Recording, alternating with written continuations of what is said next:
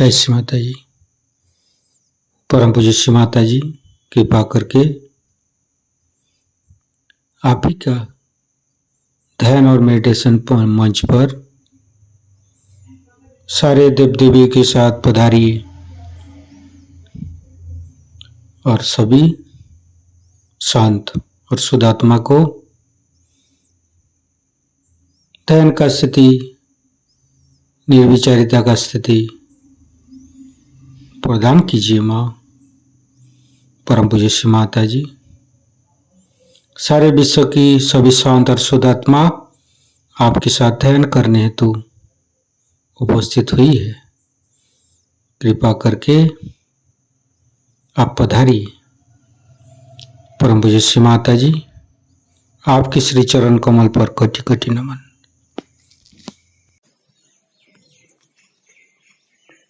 कुंडलिनी उठा के बंधन लेंगे।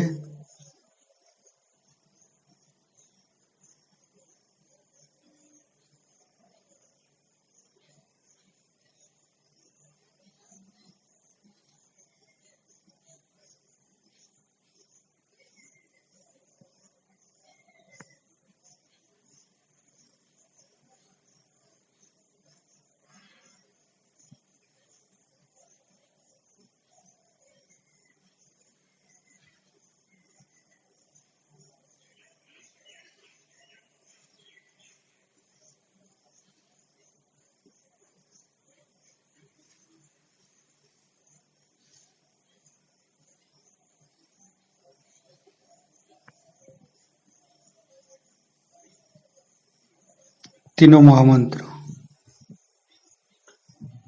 ओम तमेव साक्षात् श्री महालक्ष्मी महासरस्वती महाकाली त्रिगुणात्मिका कुंडलिनी साक्षात् श्री आदिशक्ति माता जी श्री निर्मला देवे नमो नमः।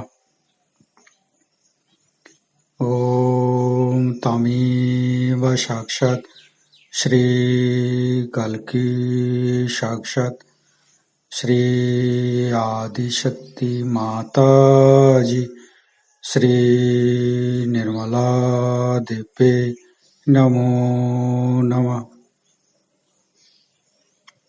ओम तमेव साक्षात् श्री कल्की साक्षात् श्री सहस्रार स्वामिनी मोक्षप्रदायिनी माता जी श्री निर्मला देवे नमो नमः। गणेश मंत्र लेंगे। ओम तमेव साक्षात् श्री गणेश साक्षात् श्री आदिशक्ति माता जी श्री निर्मला देवे नमो नमः। दोनों हाथ श्री माता जी की तरफ।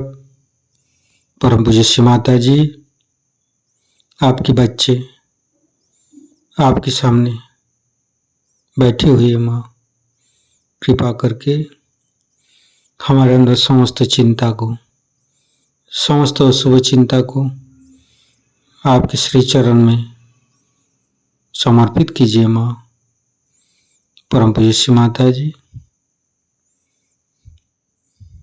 कृपा करके आप हमारे हृदय पर आइए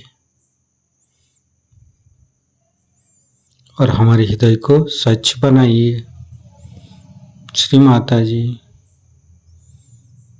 कृपा करके आपकी श्री चरण कमल की शीतलता हमारे हृदय पर प्रदान कीजिए। माँ परम पूज्य श्री माता जी हम अज्ञानी हैं। हमारी अज्ञानता के वश में यदि आपकी शान के खिलाफ कोई भी गलती हुआ हो, कृपा करके आप मुझे क्षमा कर दीजिए। माँ धीरे धीरे चित्त को मूलाधार चक्र पर, बाएं हाथ श्री माता जी की तरफ, दाहिने हाथ धरती पर। परम पूज्य श्री माता जी हमारे अंदर गणेश शक्ति को आशीर्वाद कर दीजिए माँ। माँ, आप ही तो प्रभु गणेश है। कृपा करके हमारे शरीर के तीनों नाड़ी सात चक्र की समस्त दोषों को, समस्त रोगों को दूर कीजिए माँ। परम पूज्य श्री माता जी, हमारे बायां मूलाधार की समस्त दोषों को दाहिने हथेली होते हुए धरती में विलीन कर दीजिए। निर्मल गणेश के मंत्र लेंगे। ओम तमेव साक्षात श्री निर्मल गणेश साक्षात श्री आदिशक्ति माता जी श्री निर्मला देव्ये नमो नमः। संपूर्ण चित्त शरीर के बाएं हिस्से पर परम पूज्य श्री माता जी कृपा करके हमारे शरीर की बाएं हिस्से की समस्त कष्ट विकार बाधा, समस्त औषध इच्छा को दाहिने हथेली होते हुए धरती में विलीन कर दीजिए। हमें शुद्ध इच्छा शक्ति प्रदान कीजिए माँ। दाहिने हथेली होते हुए फील करेंगे समस्त बाधा, समस्त रोगों धरती में विलीन होते जा रहे। फिर राइट हैंड श्री माता जी की तरफ, बायां हथेली धरती पर परम पूज्य श्री माता जी, संपूर्ण चित्त राइट मूलाधार पर श्री माता जी, आप ही तो राक्षस शांति है, आप ही से राक्षस अग्नि है। कृपा करके हमारे अंदर राक्षस प्रवृत्ति को नष्ट कीजिए। परम पूज्य श्री माता जी श्री कार्तिक रूप में हमारे दाहिने मूलाधार पर आइए, समस्त दोषों को, समस्त रोगों को दूर कीजिए। कार्तिक गणेश के मंत्र लेंगे। ओम तमेव साक्षात श्री कार्तिक गणेश साक्षात श्री आदिशक्ति माता जी श्री निर्मला देव्ये नमो नमः। फिर राइट हैंड श्री माता जी की तरफ पे रखेंगे, बायां हथेली आकाश की तरफ। परम पूज्य श्री माता जी हमारे शरीर के दाहिने हिस्से की समस्त कष्ट विकार बाधा, राग तेज, क्षय दोषों, काम क्रोध लोभ मोह, मद और मत्सर्य आकाश सत्य विसर्जित कर दीजिए माँ। परम पूज्य श्री माता जी आप ही तो महासरस्वती है, आप ही तो हनुमान जी है। कृपा करके हमें शुद्ध कार्य शक्ति प्रदान कीजिए। फिर धीरे धीरे संपूर्ण चित्त शरीर के मध्य भाग पर परम पूज्य श्री माता जी हमें अतीत और भविष्य को भुला के वर्तमान में स्थापित कर दीजिए।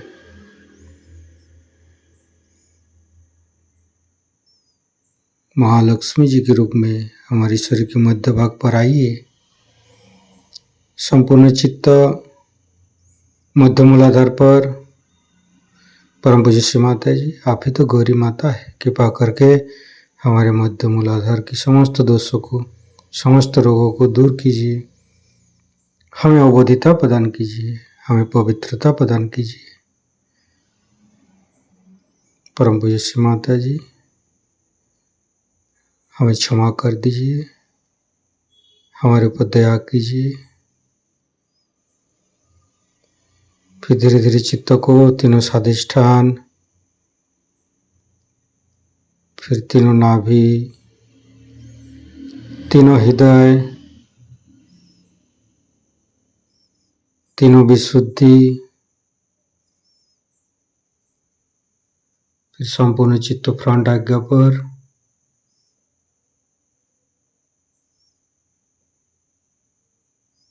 परम पूज्य श्री माता जी आप ही तो प्रभु यीशु है। कृपा करके हमें क्षमाशील बनाइए, हमें त्यागी बनाइए। परम पूज्य श्री माता जी हमारी फ्रंट आज्ञा पर गणेश शक्ति को जागृत कर दीजिए माँ। गणेश शक्ति तभी जागृत होता है जब हम बालक सुलभ अबोध बनते हैं। परम पूज्य श्री माता जी ये तो आप ही की कृपा से संभव है माँ। हम हमारे अपने अहंकार को आपके श्री चरण में समर्पित करते हैं माँ। कृपा करके हमारे अंदर अहंकार प्रति अहंकार को दूर कर दीजिए। हमारे अंदर अहंकार और चालाकी कारण हमारी कुंडलिनी शक्ति आज्ञा चक्र में ही रह जाते, आगे बढ़ता नहीं। कृपा करके श्री माता जी हमारे अंदर अहंकार को आपके श्री चरण में समर्पित कर दीजिए। श्री माता जी, ये मानव अधर्म पर अधर्म करते जा रहे हैं माँ। फिर ये गणेश से कड़ा प्रहार कराइए माँ, जिसका कारण ही तो प्राकृतिक आपदा आते हैं। सो हम मानव गणेश शक्ति को पूजते हैं, बट गणेश की अवोधिता पवित्रता को अपने अंदर ग्रहण करते नहीं। तो परम पूज्य श्री माता जी कृपा करके हमारे अंदर अवोधिता और पवित्रता को जागृत कीजिए। संपूर्ण चित्त फ्रंट आज्ञा पर, बैक आज्ञा पर परम पूज्य श्री माता जी हम सबको क्षमा किया, कृपा करके आप भी मुझे क्षमा कर दीजिए। संपूर्ण चित्त बैक आज्ञा पर गणेश चतुर्दशी पाठ करेंगे। ओम नमस्ते गणपतये तमेव प्रत्यक्षं तत्त्वमसि तमेव केवलं कर्तासि तमेव केवलं धर्तासि तमेव केवलं हर्तासि तमेव सर्वं खल्विदं ब्रह्मासि तं साक्षादात्मसि नित्यं हरितं वच्मि सत्यं वच्मि अवतं माम् अववक्तारम् अवसोतारम् अवदातारम् अवधातारम् अवानुचानमवशिष्यम् अवपश्चातात् अवपुरस्तात् अवोत्तरातात् अवदक्षिणातात् अवचोदातात् अवधरातात् सर्वतो मां पाहि पाहि समन्त्रात् तं वाङ्मयस्तं चिन्मयो तं आनन्दमयस्तं ब्रह्ममयो स्तं सच्चिदानन्दादित्योऽसि स्तं प्रत्यक्षं ब्रह्मासि स्तं ज्ञानमयो विज्ञानमयोऽसि सर्वं जगदं तत्तो जयते सर्वं जगदं तत्तोत्तिष्ठति सर्वं जगदं त्वयि लयमस्यति सर्वं जगदं त्वयि पत्येति तं भूमिरापो नालो नीलो नमः स्तं चत्वारि वाक्पदानि स्तं गुणत्रयातीतो स्तं देहत्रयातीतो स्तं कालत्रयातीतो स्तं मूलाधारसितोत्सि नित्यं स्तं शक्तित्रयात्मक स्तं योगिनो ध्यायन्ति नित्यं स्तं ब्रह्मास्तं विष्णुस्तं रुद्रस्तं इन्द्रस्तं अग्निस्तं वायुस्तं सूर्यस्तं चन्द्रमास्तं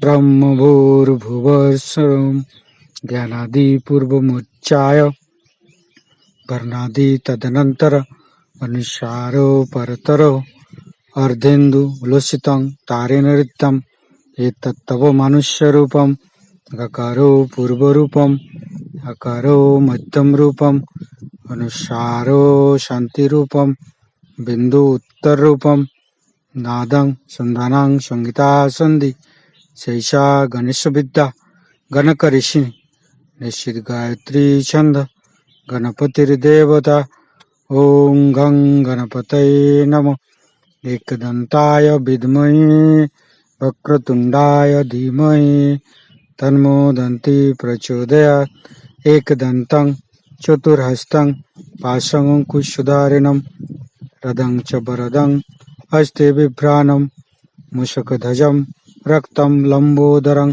शूर्पकर्णकं रक्तवाससं रक्तगन्धानुलिप्ताङ्गं रक्तपुष्पे सुपूजितं भक्तानुकम्पिनं देवं जगत्तारणमच्युतम् आविर्भूतं च सृष्ट्यादौ प्रकृते पुरुषोत्तरम् एवं ध्यायन्त्यो नित्यं स योगी योगिनो वर नमो बृहत्पतये नमो गणपतये नमो पमतपतये नमस्ते अस्तु लंबोदराय दंताय विघ्ननाशिने श्रीविसुताय श्रीवरदमूर्तये नमो नमः। साक्षात् श्री आदिशक्ति माता जी श्री निर्मला देवी नमो नमः। धीरे धीरे चित्त को सहस्त्रार पर परम पूज्य श्री माता जी हमारी सहस्त्रार पर आइए और हमें निर्विचारिता स्थिति प्रदान कीजिए, हमें ध्यान का स्थिति प्रदान कीजिए। माँ संपूर्ण चित्त सहस्त्रार पर परम पूज्य श्री माता जी का मंत्र लेंगे। ओम तमीम साक्षात श्री कल्की साक्षात श्री सहस्त्रार स्वामिनी मोक्ष प्रदायिनी माता जी श्री निर्मला देवी नमो नमः। संपूर्ण चित्त सहस्त्रार पर सहस्त्रार से परम पूज्य श्री माता जी का अमृतवाणी गान करेंगे।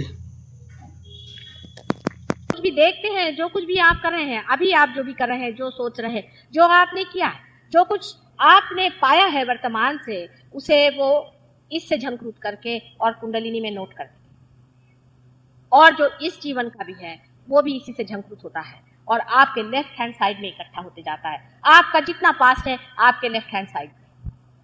अब इसी के साथ निगड़ित आप सोचिए कि आपका सबकॉन्शियस माइंड है और सबकॉन्शियस माइंड के बाद में आपका जो है कलेक्टिव सबकॉन्शियस माइंड, जो कुछ आपका मरा है, सारे संसार का मरा है, आपके लेफ्ट हैंड साइड में चल रहा है।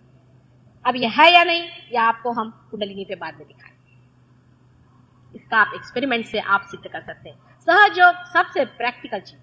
आप स्वयं इस चीज को देख सकते हैं कि आपकी लेफ्ट साइड अगर खराब हो तो आप इमोशनली डिस्टर्ब आते हैं, आपकी अगर राइट साइड खराब हो तो आप फिजिकली डिस्टर्ब हैं, और राइट साइड का अगर ऊपर का हिस्सा आपका खराब है तो आप पे मेंटली आप डिस्टर्ब। ये हमारा रोज का अनुभव है। आज हजारों लोगों का, कल आप देखते हैं कितने ही लोगों को मैंने ऐसी बताता कि आपका गला खराब है क्या, आपका पेट खराब है क्या, आपका लिवर खराब है क्या, आपको ये तकलीफ है क्या, आपके वाइफ मर गई है क्या। ये सब बातें कैसे मैं बता रही हूँ? क्योंकि इनकी ये नाड़ी पकड़ी हुई है, और ये नाड़ी पकड़ी हुई इसलिए है क्योंकि इनका ये कारण जीवन में हो।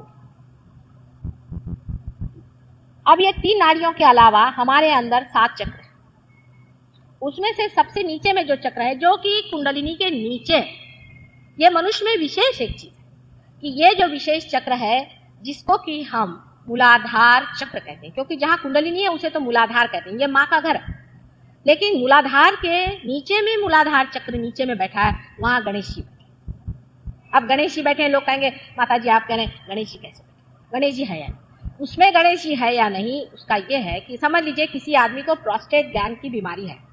प्रोस्टेट ग्लैंड का चालन गणेश जी के थ्रू होता है, क्योंकि ये जो चक्र है ये पेल्विक प्लेक्सस को चलाता है, और पेल्विक प्लेक्सस जो है प्रोस्टेट ग्लैंड को कंट्रोल करती है। अगर आपका प्रोस्टेट ग्लैंड गड़बड़ हो तो कोई अगर सहयोगी हो, तो हर एक आदमी से नहीं होगा, लेकिन अगर कोई सहयोगी है वो अगर गणेश का नाम ले उसके सामने, तो वहां गणेश जागृत हो जाएंगे और उसका प्रोस्टेट ग्लैंड ठीक हो जाता है। लेकिन प्रोस्टेट ग्लैंड खराब होने का भी अर्थ यह है कि कुछ न कुछ गणेश जी के खिलाफ आपने कार्य किया। अब एक उदाहरण के लिए मैं आपसे बात, पूना में हमारे एक बहुत बड़े सहयोगी अब हैं श्री राजवाड़े, आप अग्निहोत्री राजवाड़ों का नाम सुना होगा, वही है, माने उनके लड़के हैं, और वो मंगल कार्य वगैरह उनका है बहुत बड़ा। और जब मैं वहां गई तो पूना में पहले उन लोगों ने मेरा प्रोग्राम तो तय कर लिया मंगल कार्य में, और उसके बाद उनका कि नहीं माता जी तो ब्राह्मण नहीं है तो हम यहाँ नहीं करें। तो फिर लोगों ने कहा भाई ऐसा नहीं करो, नहीं तो तुम्हारी बदनामी हो जाएगी कि तुम ब्राह्मणों ही को जगह देते हो, और ये तो अब पेपर में अनाउंस हो गया तो मान गए। मुझे किसी ने कुछ बताया नहीं, ये लोग सब बात बताते नहीं कि क्या हो रहा है। तो ऐसी बात करते करते मैंने कहा कि आप में से जो भी ब्राह्मण हो मेरे सामने आए। तो 4-5 आ गए उनके कमेटी के मेंबर्स, रो के मेरे सामने ऐसे बैठ गए। तो मुझे आई हंसी, मैंने कहा अच्छा देखो तो इन ब्राह्मणों को। और जैसे उनकी कुंडलिनी उठाना शुरू की तो ऐसे ऐसे ऐसे ऐसे थर-थर कांपने लगे। तो मैंने कहा आप मेरे सामने थर-थर क्यों कांप रहे हैं? कहने क्योंकि आप शक्ति हैं इसलिए कांप रहे हैं। मैंने कहा औरों को तो ठंडी ठंडी हवा आ रही और आप क्यों कांप रहे हैं? अगर मैं शक्ति भी हूँ तो आपको तो ठंडी हवा आनी चाहिए। और जो कांप रहे हैं ये तो अभी थाना से 2-3 पागल आए, ये भी ऐसे ऐसे कांप रहे हैं और आप भी कांप रहे हैं। इनकी और आपकी कैटेगरी एक ही बनती, रिलेटिवली आप देख लीजिए। और आप अपने को ब्राह्मण कहते हैं। पर जैसे ही मैंने ऐसे कहा, राजवाड़े साहब के सारा बदन आर्थराइटिस से एकदम जकड़ गया था, और वो ऊपर गैलरी में बैठे थे ऐसे सामने, तो एकदम बदन टूट गया, एकदम फूल गया, और ऊपर से नीचे आकर के वो मेरे पैर पे आए और तब से आज तक वो मेरे शिष्य हैं। लेकिन उनका प्रोस्टेट ग्लैंड अब देखिए खराब हो। अब ये गणेश जी के बड़े पुजारी हैं। जब ये मुझे मिलने आए तो कहले माता जी मेरे सब ठीक है, मेरा प्रोस्टेट खराब है, ये कैसे? मैं तो गणेश जी का बड़ा पुजारी हूँ पुराना। मैंने कहा अच्छा। तो मैंने कहा अच्छा चलो चना खाओ। तो दूसरा कहला आज तो खाएंगे नहीं। मैंने कहा क्यों? कहले आज संकष्टी है, इनकी पूजा होती है। मैंने कहा इसीलिए तुम्हारा प्रोस्टेट खराब। कहले इसलिए खराब है, मैं तो उनकी पूजा में नहीं खाता हूँ। मैंने कहा देखो संकष्टी के दिन तो उनका जन्म हुआ, तुम्हारे घर किसी घर बालक का जन्म हो तो उस दिन क्या उपवास करना चाहिए? सोचो तुम, ये तो उनका महा अपमान हो गया। दिमाग लगा, और तुमने ये अपमान कर दिया और इसी वजह से आज तुम मेरे सामने प्रॉमिस करो कि संकष्टी के दिन तुम खूब आराम से खाओगे पियोगे मौज करोगे, क्योंकि तुम्हारे घर में श्री गणेश का जन्म हुआ। फौरन उनका प्रोस्टेट ठीक हो गया और उनका ऑपरेशन होने वाला था वो टल। अब देखिए कितनी सूक्ष्म संवेदना, कितनी सटल बात है, लेकिन वो ग्रोस इंसान की खोपड़ी में नहीं घुसती है। बहुत मुश्किल हो जाता है उसको ये समझना, पर ये सही। संकष्टी के दिन अगर आप उपवास करते हैं तो बड़ी गलत करते हैं। आप ही सोचिए, अपना दिमाग लगाइए, आपके पास ब्रेन है। संकष्टी के दिन क्यों उपवास करना चाहिए? ये किसने प्रथा डाल दी? कोई पूछता भी नहीं। इसीलिए मैं कहती हूँ कि जब कोई चीज चल पड़ती है, रूढ़िगत हो जाती है, तो उसको हम आंख मूंद के लेते हैं। एक ही दिन उपवास कर मैं कहूँ तो करना चाहिए, नरक चतुर्दशी के दिन सवेरे, क्योंकि नरक के द्वार उस दिन खुलते हैं। उस दिन सवेरे 4 बजे उठ करके और खराड़ होता है हमारे महाराष्ट्र व्यवस्थित। जिस दिन की उपवास करना चाहिए उस दिन उपवास नहीं करना, और जिस दिन उपवास करना चाहिए उस दिन उपवास नहीं करना। इस तरह की अनेक जो गड़बड़ियां हम लोगों ने अपने धर्म में कर रखी, अनेक सी बिल्कुल विरुद्ध धारणा हमने ले रखी है, इसके वजह से भी हमसे श्री गणेश नाराज हो जाते। इससे और आगे जाए, श्री गणेश स्वयं एक चिर के बालक हैं। सेक्स के प्रति वो निर्बोध है, बिल्कुल उनको बोध ही नहीं। जैसे कि यहाँ एक महाशय थे, वो सब औरतों के कपड़े उतार लेते थे। तो मैंने उनसे पूछा कि आप किस सिलसिले में सबके कपड़े उतार रहे हैं? तो कहले मैं श्री कृष्ण हूँ और ये सब गोपियां हैं, इनके मैं कपड़े उतार। मैंने कहा भाभी, वो श्री कृष्ण की उम्र सिर्फ 4 साल की है और आप 50 साल के दड़ियल है। आप भी वही श्री कृष्ण हैं क्या 4 साल के, जो इनके कपड़े उतारते? और जिस वक्त में द्रौपदी का वस्त्रहरण हुआ था, अगर कृष्ण को स्त्री लज्जा का विचार नहीं था तो क्यों फिर वारिका में शोर भयो भारे, शंख चक्र गदा पद्म गरुड़ लाई सिधारे, अपने चारों शक्तियों को लेकर के वो क्यों पहुंचे थे वहां? स्त्री लज्जा का विचार श्री कृष्ण को नहीं था। और आजकल ऐसे बहुत निकल गए हैं कि हम श्री कृष्ण हैं और बाकी सब गोप गोपियां हैं और कोई जरूरत नहीं शादी ब्याह करने की, जैसा चाहे वैसा रहे। यानी इस तरह से पूरे अपने धर्म के मूलाघाती कर, उसको बिल्कुल मूल से ही उखाड़ने के पीछे में लोग लगे हुए हैं। इस तरह से श्री कृष्ण का अपमान तो करते हैं, लेकिन श्री गणेश जैसे सबसे पवित्रतम व्यक्ति का, जो कि सबसे पवित्रतम सिंबल हमारे अंदर में है, परमात्मा ने बनाया हुआ है, वो इसलिए कि जिस वक्त आप परमात्मा की आराधना में बैठे तब सेक्स के मामले में आप एक चिर बालक को सामने रखें, एक बालक के प्रति। और जो लोग कहते हैं कि सेक्स को सब्लिमेट करो और सेक्स की बातें करो और लोगों को नंगा घुमाओ, ये लोग सब अधर्म कर रहे हैं और आपसे भी अधर्म कर रहे हैं। और जो लोग इन लोगों के पास गए हैं उनकी कुंडलिनी मैं नहीं जागृत करता, क्योंकि आपने ऐसी चीजों को मान्यता क्यों? ये आपकी माँ है गौरी, उसका आप अपमान कर रहे हैं। आप अगर सेक्स उस पर डाल रहे हैं तो आपको पता होना चाहिए कि आप माँ के प्रति किस भावना से, उस पवित्रता की भावना को फिर से इस देश में पूरी तरह से जगाना पड़ेगा, तभी सत्युग यहाँ जमेगा, नहीं तो जम नहीं। ये एक गणेश के प्रति अत्यंत विरोध में हम लोग चलते हैं। गणेश के प्रति विरोध हमारे वर्षों में, हमारे संसार में अनेक वर्षों से है, या विशेषता हिंदुस्तान में। उसकी वजह ये हो सकता है क्योंकि मानव गलती करता है। मैं अपना ये सोचती हूँ, क्योंकि मैंने जब से जन्म हुआ तब से यही पता लगा है कि मनुष्य कहाँ कहाँ फिसल पड़ा, गणेश पे कैसे फिसला होगा। तो मैंने उसका ये पता लगाया मनन में कि हो सकता है कि वो जब मनन में गए और वो प्यारा सिंपैथेटिक से जब देखने लगे और इस चक्र को जब उन्होंने देखा, तो वहां हो सकता है कि गणेश जी की सून को उन्होंने, हो सकता है कि उन्होंने उसी को गौरी जी समझा होगा, कुंडलिनी समझा होगा। ऐसा मैं एक माँ के रूप में कहती हूँ, क्योंकि मुझसे ये नहीं बर्दाश्त होता कि शुरू से ही मनुष्य इतना घृणित हो सकता है कि ऐसी गंदी बात सोचे। इसलिए मैं सोचती हूँ हो सकता है, पर उसका पतन जो है 6वीं शताब्दी में इस कंट्री में इस हद तक पहुंच गया, आपको आश्चर्य होगा कि तांत्रिकों ने इसका बड़ी बुरी तरह से इस्तेमाल किया। अब इसका क्या एक छोटा सा तरीका है कि अगर समझ लीजिए यहाँ परमात्मा के रूप में हमने कोई प्रतीक बिठाया तो वहां परमात्मा का चित्त आ जाता है, अगर वो रूप ठीक से होता। अब अगर परमात्मा का चित्त वहां है और वहां आप जाकर उस मूर्ति के सामने अगर व्यभिचार करें तो वहां से परमात्मा का चित्त हट जाता है। ये सही बात। यहां तक मैं आपसे बताती हूँ कि मेरे फोटो अगर कोई ला के बता दे तो मैं उसे फौरन बता सकती हूँ कि आपने इसके सामने क्या गंदगी करी। उसका चित्त, मेरा चित्त वहां से हटा हुआ मुझे नजर आता है, उसी तरह से परमात्मा का वहां से चित्त हट जाता है। गणेश या हनुमान जी के मामले में तो ये बात है कि वो पहले ताड़ना देते हैं, भैरवनाथ, वो ताड़ना देते हैं, परेशान करते हैं, उनको गर्मी देते हैं, ब्लिस्टर्स आते हैं, सब करते हैं। पर तब भी जब मनुष्य नहीं मानता है और ऐसे पवित्रतम चीज का अपमान करता है, उस वक्त, उस समय में जब ऐसा हो जाता है तो वो जगह परमात्मा से खाली हो जाती है।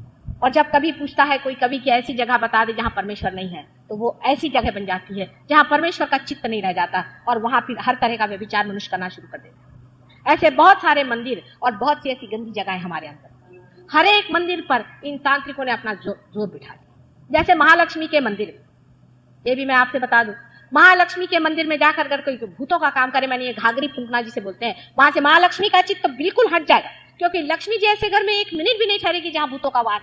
तो ये बराबर उन्होंने बना दिया। और मैंने यहाँ ट्रस्टी वालों से कहा कि इन लोगों को यहाँ से हटाइए, तो कहले यही एक पब्लिक एंटरटेनमेंट है माता जी, इसको हम हटा देंगे तो महालक्ष्मी को कौन पूछेगा। मैं कहती हूँ कि अब क्या बात, उस जगह इस तरह का भूतों का व्यवहार करना और भूतों को वहां लाना और उनसे सवाल पूछना कि घोड़े का कौन सा नंबर आएगा, इस तरह की गंदी बातें जब आप साक्षात महालक्ष्मी के मंदिर में, जो कि साक्षात यहाँ के महालक्ष्मी की जो मूर्ति है वो साक्षात है, 1000 बार जाकर उसे मैंने जागरूक किया और बार बार उसे आप लोग गिरा दे रहे हैं, तो किस तरह का हर साल वहां पर होता है, हर नवरात्रों में ये धंधे यहाँ लोग। और वहां पर जो लोग जाते हैं, किसी का सर पकड़ जाता है, कोई पागल हो जाता है। अभी आप पढ़िएगा कि किसी मंदिर में कोई गया था, वहां वो पागल हो गया। मंदिर में कोई पागल कैसे होगा, लेकिन वहां इस तरह के व्यामाचार आप लोग करते हैं तो यही होगा। सब मंदिरों को खत्म करने की पूर्ण व्यवस्था हम लोगों ने कर दी, फिर बाहर दुकानें लगा दी अच्छे से। शिरडी के साईं बाबा बहुत बड़े थे, दत्तात्रेय के अवतार हैं, इसमें कोई शंका नहीं, गुरु है, पूजनीय है। लेकिन इस वक्त जब मैं शिरडी में गई तो मैं हार गई 6 घंटे तक, लेकिन उनको मैं जागरूक नहीं कर पाई, वो वहां से चले गए। सब तरह के गलत काम करके हम इन जो इस पर देवता बैठे हैं इनको नाराज कर। अब ये श्री गणेश के बारे में मैंने आपसे बताया, परमात्मा की कृपा से आप हिंदुस्तानी हैं और आप में माँ बहन का बहुत ख्याल है, परमात्मा की कृपा है, समझ लो। इस पृथ्वी की शक्ति है जिसकी वजह से ये हिंदुस्तान जैसी पृथ्वी में एक आलीशान चीज आज जीवित है, जहां पर कि इस तरह के वाइब्रेशंस हैं जिसकी वजह से मनुष्य अब भी माँ बहन को पहचानता है। इसके लिए आप बहुत बहुत धन्यवाद परमात्मा को करें और कहें कि प्रभु हमारी दृष्टि हमेशा ऐसी ही रखो, अपनी दृष्टि आप जमीन पर रख के चलें। आप देखिए आपके गणेश जी जो हैं वो सांत्वन रहे, हमेशा दृष्टि को अपनी जमीन पे रखिए, क्योंकि ये जो गणेश जी बनाए गए हैं ये पृथ्वी तत्व से बनाए गए। उसके ऊपर में जो चक्र आपको दिखाई दे रहा है, वहां ऊपर में नाभि को, इसे नाभि चक्र कहते हैं, जो अपनी नाभि के पीछे रीढ़ की हड्डी में, अब ये कहीं भी होती, मनुष्य की नाभि कहीं ऊपर होती कहीं नीचे होती, इसका कोई स्थान फिक्स नहीं, वहां पर नाभि चक्र है। और इस चक्र से हम लोग,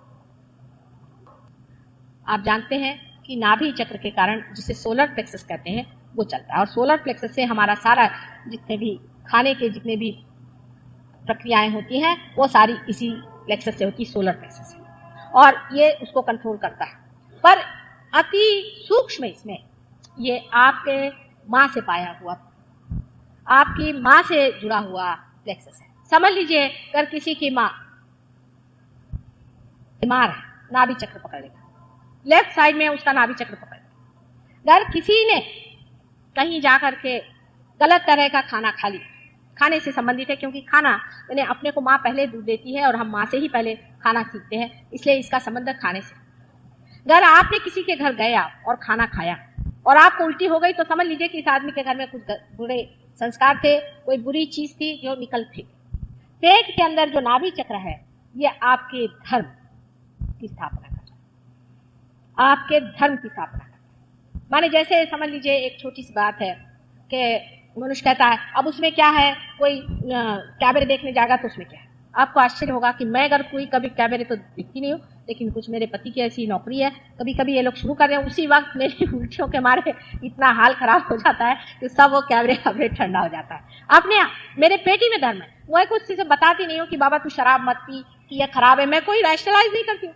शराब तो मैं पी ही नहीं सकती। एक बार किसी ने इतनी सी ब्रांडी मुझे गलती से दे दी, मुझे बगैर बताए हुए, तो इतना सारा खून गिर गया। तब से मेरे हस्बैंड तो कहीं जाते हैं, कहते बाबा इनको तो गलती से एक बूंद भी मत देना, मेरा तो जी घबरा। ये पेट जो है इसमें धर्म होगा, वही सब बैलेंस करते रहता है। आप देख लीजिए पेट की सारी बीमारियां आपको शराब और सारे मद्य से। हमें नानक ने कहा है कि शराब पीना मना है, मोहम्मद ने कहा है शराब पीना मना है। आखिर वो लोग कोई पागल थे जो बिल्कुल मना करके गए कि भाई शराब नहीं पी। लेकिन अब देखिए हम लोग धर्म के मामले में कैसे विपरीत हो जाते हैं। अभी ये दो आदमी हम देख सकते हैं जिन्होंने साफ साफ कह दिया, सबने हर एक बात नहीं कही लेकिन सबका मिला करके धर्म बनता है। लेकिन उन्होंने शराब को और मद्य को बिल्कुल मना किया है कि कोई सा भी नशा नहीं करना चाहिए, बिल्कुल मना है, पूरा नशा। लेकिन आप देख लीजिए कि मुसलमान लोग सबसे ज्यादा शराब पीते हैं, और इनके देशों में जाए तो वहां एक से एक कवि हो गए, उनमें कविताएं बनाई उन्होंने शराब की। शराब कोई पीने के लिए नहीं भगवान ने बनाई, वो तो पॉलिश के लिए बनाई थी, पॉलिश करने की। कोई भी चीज पॉलिश करनी है, डायमंड को पॉलिश करना है, फर्नीचर को पॉलिश करना है, उसमें स्पिरिट लगता है। सारी शराब उसके लिए बनाई थी। मनुष्य इतना मूर्ख है उसको पीने लग गया। अब उससे उसको मादकता आती है, और इसके बाद मनुष्य जो उठेगा, अब वो जानवर नहीं हो सकता, और अब वो अगर भगवान भी नहीं हो सकता तो अब वो राक्षसी बनेगा कि नहीं बनेगा। इसीलिए कहते हैं कि राक्षस गण में लोग जाते हैं। शराब पीने से मनुष्य अपनी चेतना खो देता है, और जब अपने ही चेतना में परमात्मा को जानने का है तो ऐसे शराब पीने से क्या फायदा जिससे आप अपनी चेतना खो देते। प्रोहिबिशन करने से नहीं होता है, वो अंदर ही से आपको सोच लेना चाहिए कि ऐसी गंदी चीज क्यों पी। अब ड्रग्स देखिए, ड्रग्स लोग पीने लगे हैं। विलायत में जिसको हमारे सब शिष्य ड्रग्स पीते थे, अब इनका सब छुड़ाया मैंने। सहज योग के बाद बहुत आसानी से शराब और आप सब छूट जाता है। लेकिन अब ड्रग्स शुरू हो गया। अब आपके बच्चे कल ड्रग्स पिएंगे, अब आप शराब पियो, आपके बच्चे ड्रग्स पिएंगे, उनके बच्चे पता नहीं और क्या पीने वाले हैं। और उसमें फिर कहेंगे कि देवता लोग भी सोमरस पीते थे। भी देवता लोग अगर पीते भी थे और अगर सोमरस गंदा था तो आप क्यों पीते हो? उनका भी तो पतन इसी से हुआ है और आपका भी इसी से पतन होएगा। वो देवताओं के रास्ते पर अगर आपको चलना है तो पतन के रास्ते पे जाना है कि उनमें से जो उड़ गए, जिन्होंने शराब को छुआ भी नहीं, उधर जाने का। आपको अपने आदर्श को बनाने चाहिए और इस पवित्र सुंदर मनुष्य के इतने मूल्यवान जीवन को उसकी कुछ महत्ता रखनी चाहिए। अपने पे विश्वास नहीं, लेकिन अपनी महत्ता, अपनी पहचान, हम कितने ऊंचे हैं। और हम इस तरह की मूर्खता की बातें करें कि जो पॉलिश की चीज है उसको हम खा रहे हैं। बिल्कुल ये पॉलिश के लिए बनाया हुआ है। उसी तरह से तमाकू चीज जो है, इसको तमाकू आप कहते हैं, ये भी एक राक्षसी है। एक राक्षसी है जो कि वनस्पति में पैदा हुई, वनस्पति की राक्षसी है। और तमाकू इसलिए बनाई गई थी, ये है इंसेक्टिसाइड। इंसेक्टिसाइड बनाया गया था कि सब दुनिया भर के कीड़े और ये वो होते हैं उसके लिए। अब वो हम खाने लग गए और उसको हम पीने लग गए। अब उससे कैंसर होने लग गया। लंदन में तो साफ साफ हर एक इस पे लिखा जाता है कि इससे कैंसर होता है, इसको मत पियो, तो भी लोग पीते। अब मेरी समझ नहीं आता है कि जब सामने दिखाई दे रहा है कि इसको नहीं पीना चाहिए तो क्यों पीते। कल ये फैशन है, ये चीज फैशन हो गई। माने मनुष्य अपनी जगह में कहीं खड़ा होता है या नहीं, कहीं अपने को देखता है या नहीं कि मैं कौन हूं। आपको राजा बनने का, आपको अपने पे आधिपत्य लेने का, आप चीज क्या है उसको आप समझ रहे हैं या नहीं, या अपने को एक कचरा गाड़ी बनाने का। कल रास्ते में कहीं पड़ा हुआ मनुष्य मिलेगा। मैंने हमारे जीवन में, यहाँ मैं लंदन, यहाँ बॉम्बे में करीबन 24-25 साल से रह रही हूँ। हमारे साथ के बहुत बड़े बड़े लोगों को देखा, रास्ते पे पड़ा मिला, वहां मरता हुआ मिला। ऐसी ऐसी बातें सुनती मुझे आश्चर्य। विद्वान, घर के अच्छे, बाल बच्चेदार सब होते, रास्ते पर वो कोई साहब थे, वो मिले, उठा के ले गए, कचरा गाड़ी में फेंक। ये क्या अपने जीवन का आप लोग कर रहे हैं? इसलिए नाभि चक्र पे जो चीजों की मनाई है ये सब गुरुओं ने की है। और ये जो गुरु हैं इसे हम वॉइड कहते हैं, भवसागर। हमारे अंदर भी पेट में है, वहां पैदा होते हैं। आपके अंदर भी ये गुरु है। इनके मुख्य 10 अवतार हुए हैं। हम इनको ऐसा ले कि आदिनाथ जो कि जैनों के माने हुए हैं, वो इसके पहले अवतरण थे। दत्तात्रेय जी इसका ईसेंस है, इसका तत्व है। दत्तात्रेय इसका तत्व है। दत्तात्रेय जो है ये तीनों शक्तियों के जो बाल्य स्वरूप है, पवित्र स्वरूप है। और उसके बाद इनके अनेक अवतरण हुए, जिनमें से राजा जनक एक थे। उनकी लड़की सीता जी ये आदिशक्ति थी, आप जानते हैं। लेकिन उनका फिर और कहीं अवतरण हुआ, वो आप नहीं जानते हैं। राजा जनक का अवतरण मोहम्मद साहब के रूप में भी हुआ। और मोहम्मद साहब की जो लड़की थी, जिन्हें हम जानते हैं फातिमा बी नाम से, वो स्वयं साक्षात सीता जी थी। और उनके ही भी जो 2 लड़के थे वो भी और कोई नहीं थे, बस हसन हुसैन। और हसन हुसैन पहले महावीर और बुद्ध के तरह से जन्म हुए। अब ये तो आप नहीं जानते हैं, लेकिन मैं तो माँ हूं, मैं जानती हूं। और आप भी जानेंगे जब आप कुंडलिनी पे उतरे। मोहम्मद साहब के जो दामाद थे, जिनको आप हजरत अली के नाम से पहचानते हैं और जिनके बारे में आपने सुना था, वो एक ही बार संसार में ब्रह्मदेव ने जब अवतरण लिया था तो वो हजरत अली के रूप से एक ही बार हुआ था। अभी आपको आश्चर्य होगा, एक मुस्लिम साहब हमारे पास आए और उनके पेट में शिकायत थी, जिसको हम कहते हैं कि स्वाधिष्ठान चक्र पे ब्रह्मदेव का स्थान है, और लेफ्ट साइड में पकड़ थी, तो लेफ्ट साइड में अवतरण का नाम लेना पड़ता है। तो हमारे साथ एक सहयोगी बैठे थे, तो मैंने कहा इनका लेफ्ट साइड पकड़ा हुआ है, अब इसका क्या इलाज हो सकता है। उनका, माता जी आपने एक दिन कहा था कि ब्रह्मदेव ने हजरत अली के रूप में अवतरण लिया था। मैंने कहा अच्छा जरा हजरत अली का नाम तो लो, और जैसे ही उनका नाम लिया एकदम, वो अगर यहाँ हाजिर भी हो तो वो आपको बता सकते, एकदम से उनकी कुंडलिनी जागृत होकर के और वो पार हो गए और उनकी शिकायत मिट गई। अब कोई वहां पूना में लोग कहेंगे माता जी तो मुसलमान धर्म का प्रचार करें। अरे क्या मुसलमान और क्या हिंदू और क्या ये एक ही तो भगवान ने बनाए हैं ना, और ये जितने भी बड़े बड़े अवतरण हुए सब आपस में रिश्तेदार हैं, ये तो हम ही झगड़ रहे हैं आपस में। क्राइस्ट ने भी कहा है कि those are not against me or with me. वो कौन है? वो बेचारे 3 साल 4 साल उन मूर्खों के बीच में रहे, उनको पकड़ करके फांसी दे दिया। अब यहाँ साईं बाबा का फोटो आप मानते हैं, जो कि साईं बाबा स्वयं मुसलमान ही तो थे और वही अवतरण है, साईं बाबा भी दूसरे तीसरे कोई नहीं, फिर उनको क्यों मानते हैं? जो मुसलमान हो चाहे कोई भी हो, जब वो परमात्मा के चरण में है और जब वो पार हो गया है तो वो सबको वंदनीय होता ही है। और इस देश में विशेष करके जैसे ख्वाजा निजामुद्दीन साहब थे, ये पार आदमी थे, और उनको ये खिलजी नाम के गधे राजा ने इतना परेशान कर दिया, अंत में उसी का मृत्यु हो। लेकिन वो थे ही जो ऊंचे हैं, वो चाहे मुसलमान हो चाहे हिंदू हो चाहे कोई, इस भारतवर्ष में हमेशा पूजे जाए। और आप अगर इस भारतवर्ष की जनता है और आप इस भारतवर्ष के रहने वाले हैं तो आपको पता होना चाहिए कि इस देश में इन छोटी छोटी बातों को लेकर के और बड़ी बात नहीं मिलाई जाए। हीरे को यहाँ पर कोई ले जाके गोबर में नहीं मिला देता। ये हीरे की बात है, जो हीरा है वो हीरा ही है, वो चाहे किसी भी जाति में पैदा। और कौन सी ऐसी जात है जो अपने को सबसे बड़ा अच्छा समझे बैठी हुई है? ये जाति बना बना के ही तो आपने परमात्मा का भी ठिकाना कर दिया। मराठीत म्हणायचं म्हणजे खोबरं केलंय देवाचं। अब तो यह हालत आ गई है कि पहले तो हम बंबई वाले थे, फिर बंबई में हम मुसलमान थे, कोई हिंदू थे, कोई क्रिश्चियन थे, और अब तो हम ये बिल्डिंग वाले हो गए, और बिल्डिंग वाले में भी हम ये माला के हो गए। क्या मनुष्य इसलिए बना है कि संकीर्ण से संकीर्ण और छोटा से छोटा। इस चक्र पे सिंबल के लिए हमको मानना चाहिए समुद्र। समुद्र इसका सिंबल है। जब आपका ये चक्र खराब हो जाता है तो समझ लेना कि आपके अंदर की जो समुद्र की जो विशालता है वो बिल्कुल संकुचित हो गई, कहीं दब गई। अगर पेट का कैंसर किसी आदमी को होता है तो उसको ये पता होना चाहिए कि पेट का कैंसर उसके इसी गलत तनाव से हो जाता है। समझ लीजिए कोई अगर मुसलमान है, था ही अभी अब एक केस हुआ था, एक मुसलमान डॉक्टर है वो हमारे पास आए, उनको पेट का कैंसर था, वो ईरान के रहने वाले। तो मैंने उनसे बताया कि देखिए आप मेरे पास ट्रीटमेंट के लिए तो आए, लेकिन आपके बड़े पक्के मुसलमान हैं। हालांकि ईरान में इतने पक्के मुसलमान नहीं होते। वो कहा हाँ साहब मैं तो हूँ और मैं तो कोई चीज को नहीं मानता। तो मैंने कहा क्या आप दत्तात्रेय को मानेंगे? पहले नहीं मैं तो उनको नहीं मान सकता। तो मैंने कहा अगर आप दत्तात्रेय को नहीं मान सकते तो मैं आपको ठीक नहीं कर सकती। अगर ये दत्तात्रेय के सारे अवतरण हैं तो आप एक हाथ को माने और दूसरे हाथ को नहीं माने तो क्या वो मान सकते? मैंने कहा आपको दत्तात्रेय को मानना पड़ेगा। उनका नहीं हम तो इसको नहीं मान सकते, तो बहुत गलत बात है माता जी आप कह रहे हैं। मैंने कहा अच्छा ठीक है आप जाइए। उसके बाद वो फिर लंदन में पहुंचे कि भाई नहीं किसी तरह से कर दो, कैंसर की बीमारी हो गई तो जरा से फिर कान पकड़े जाते हैं। कहले जो भी कहिएगा। मैंने कहा चलो टीका लगाया उनको। मैंने कहा चलो हाथ जोड़ करके और दत्तात्रेय का उनसे मैंने मंत्र कहलवाया और उसके बाद आज वो भगवान की कृपा से ठीक है। ऐसे अनेक लोगों का होता है। जब हम दत्तात्रेय की तो बहुत पूजा करते हैं और मोहम्मद साहब को हम अगर गालियां देते हैं तो आप समझ लीजिए कि आप मोहम्मद साहब के जो ईसेंस को तो मानते हैं, लेकिन उसके अवतरण को आप अगर गालियां देते हैं तो मोहम्मद साहब स्वयं आपसे नाराज है और दत्तात्रेय तो आपसे एकदम रूठे हुए हैं कि इतने मूर्ख हैं, क्यों नहीं समझते हैं कि जो मैं कहता रहा वही ये भी कह रहे हैं और वही नानक भी कह रहे हैं। नानक संसार में हिंदू मुसलमानों की यूनिटी करने के लिए आए थे, लेकिन आज हालत क्या है उनके शिष्यों की देख लीजिए। हर तरह का विष लेकर के हम कह रहे हैं नहीं इनको मार डालो, उनको खत्म करो, इनके ये कर लो। तुम कौन होते हो किसी को मारने वाले? क्या एक चींटी भी तुमने पैदा की संसार में जो इस तरह का द्वेष फैला करके, और तुम इसको मारो उसको पीटो शुरू कर दिया, और वो भी धर्म के नाम में?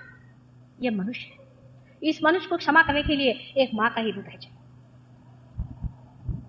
मेरी समझ में नहीं आता है कि आप किस अहंकार में सारा कार्य कर रहे हैं और कितनी अंधता से आप बहे चले जा रहे हैं। ये विशालता का जो स्वरूप है ये आपके नाभि चक्र। जिस मनुष्य के अंदर में ये विशालता आ जाती है उसका नाभि चक्र पकड़ता नहीं। और भी इसके दोष हैं, अनेक दोष हैं। इसमें 10 उसकी पंखुड़ियां होती हैं और उसी से आप देखिए कि सोलर प्लेक्सस में भी 10 ही सब प्लेक्सस है। हालांकि वो फिजिकल साइड में सोलर प्लेक्सस से लोग देखते हैं, उसका इमोशनल साइड नहीं देखते। लेकिन नाभि चक्र बहुत ही महत्वपूर्ण है। आप किसी के घर खाना खाने जाते हैं, किस भावना से खाते हैं, क्या खाते हैं। अब राक्षस को आपको पहचानना, तो वो जरूरत से ज्यादा खाता है, बहुत ज्यादा खाता है, और या तो वो बिल्कुल ही नहीं खाता है, भूखा ही रहता है, क्योंकि फिर वो भूत ही खाते रहता है मेरे ख्याल से, कि पता नहीं क्या करता है। बहुत अति खाने वाला और बिल्कुल ही कम खाने वाला, दोनों ही आदमी ठीक नहीं, व्यर्थ बीच में जो भी जाए सो खाए। खाने के मामले में हमारे देश में बहुत ही ज्यादा लोगों को इंटरेस्ट है। घर जाते साथ बीवी से पूछेंगे, हाँ भाई क्या बनाया बताओ। औरतें सवेरे से शाम तक यही सोचती रहेंगी कि शाम को क्या बनाए जिससे आदमी का अपना पेट पूरा बिगड़ जाए, वो घर में ही बैठा रहे, दफ्तर ही न जाए। खाने पीने का विचार अपने यहाँ जो बताया गया है कि खान पान स्वच्छता से, और ज्यादा नहीं खाना चाहिए, कम भी नहीं खाना चाहिए, ठीक से खाना चाहिए, इसीलिए बताया है कि आपका नाभि चक्र ठीक है। लेकिन जो वेजिटेरियनिज्म के पीछे में लोग हर तरह का प्रकार करते हैं, इसके लिए नहीं बताया गया, या उपवास के लिए नहीं बताया गया कि रात दिन आप खाने की बात सोचते रहे कि आज मैं क्या खाऊंगा, शाम को मैं क्या खाऊंगा, आज मेरा उपवास है, आज मैं क्या खाऊंगा, इसके लिए नहीं बताया। वास्तविक मैं तो सारे सहयोगी कहते हैं, बाबा उपवास नहीं, मेरे मन के विरोध में पड़ता है, मैं तुझसे प्रसन्न नहीं होती। हाँ, नहीं खाना हो तो कुछ और चीज खा लो, उसकी क्वालिटी बदल डालो, लेकिन जो उपास सवेरे से शाम तक आप साहब आज उपास से बैठे हैं, वो लोग पार नहीं होते। मैं आपसे बता, अगर आप उपासड़े लोग होंगे तो आप पार नहीं हो सकते। ये जानना चाहिए कि उपास करने से अगर परमात्मा मिलता है, तो अपने देश में तो एटलीस्ट 30-40% लोग तो ऐसे ही पार हो जाने चाहिए। इस तरह की बेवकूफी की बातें किसने बताई? उल्टा परमेश्वर ने जो दिया है उसको प्रसन्न चित्त हृदय से लगा करके आप खाइए और सुख से रहिए। इस तरह से जब आप रहिएगा, जिस तरह से आप अगर कार्य करेंगे, तो आप देखिए कि परमात्मा भी आपसे प्रसन्न रहेंगे और सारा संसार भी आपसे प्रसन्न। लेकिन आप तो उस वक्त भी उपवास करते हैं जबकि परमात्मा का गौरव करने का समय। जब परमात्मा का गौरव करने का समय है, उस वक्त आप क्यों उपवास करें? खाने पीने के मामले में और भी बहुत सारी हमारे यहाँ बातें कि हम लहसुन नहीं खाते हैं। लहसुन नहीं खाना चाहिए अगर आपका ब्लड प्रेशर लो हो। अगर आपका ब्लड प्रेशर हाई है तो लहसुन जरूरी खाना चाहिए। सब चीजों का एक एक नियम होता है।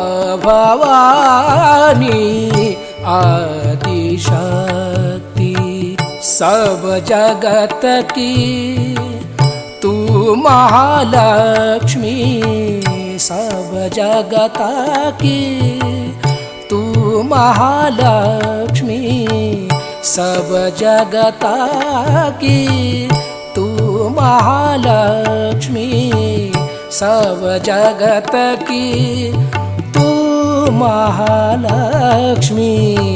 माँ भवानी आदिशक्ति, माँ भवानी आदिशक्ति।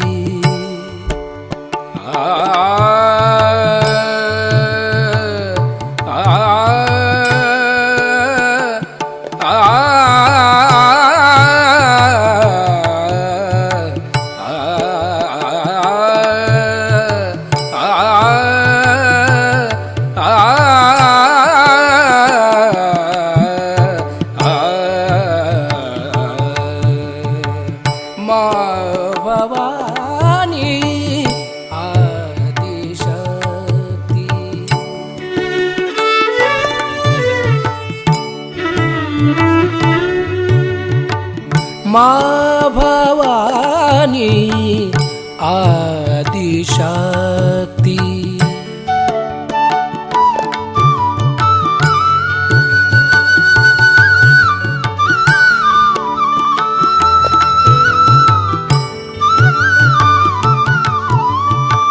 क्षमा का सागर हमें बनाओ, क्षमा का सागर हमें बनाओ। आ, आ,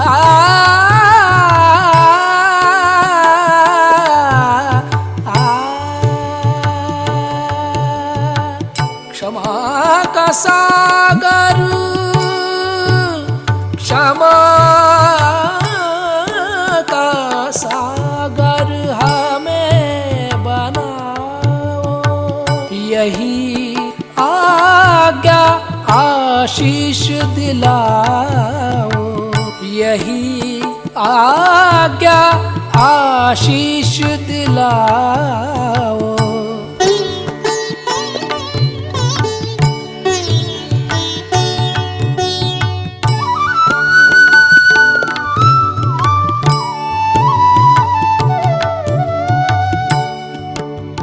ग ग रे ग सा रे ग, सा रे रे ग ग प प रे ग सा रे ध सा, प ध सा रे ग ग रे ग ग रे सा ध सा।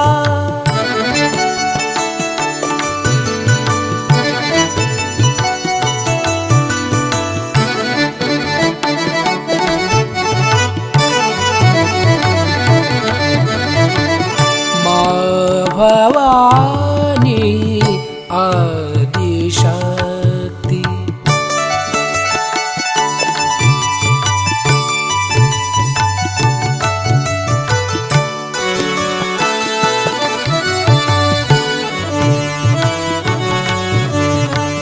माँ भवानी, माँ भवानी, माँ भवानी आदिशक्ति।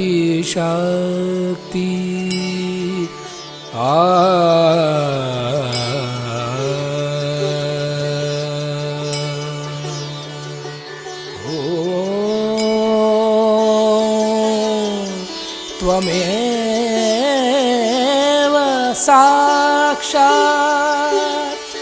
श्री जीसस मेरी माता, साक्षात श्री आदि शक्ति माता जी।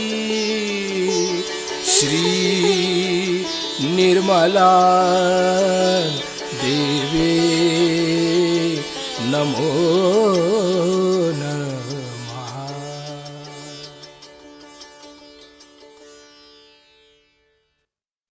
इस ध्यान का स्थिति, निर्विचारिता का स्थिति, दोनों हाथों पर सहस्त्रार पर परम चैतन्य अनुभव करते हुए परम पूज्य श्री माता जी, आप ही ने जो हमें परम चैतन्य दी है, निर्विचारिता स्थिति प्रदान की है, इसके लिए मैं आपको कटी कटी नमन। कुंडली उठा के बंधन लेंगे।